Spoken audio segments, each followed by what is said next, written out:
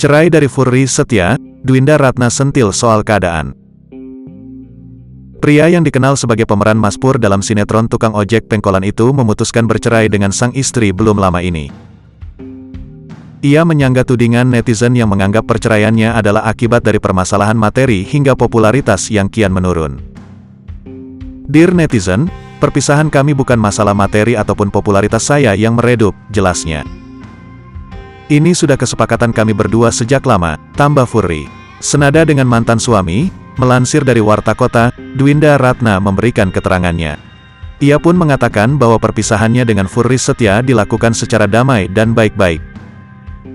Kami memutuskan untuk berpisah secara baik-baik dan kami sudah berdamai dengan keadaan, jelasnya. Kendati keduanya telah berpisah, Dwinda Ratna dan Furry Setia masih menjalin komunikasi dengan baik. Diketahui keduanya melangsungkan pernikahan pada tahun 2018 lalu.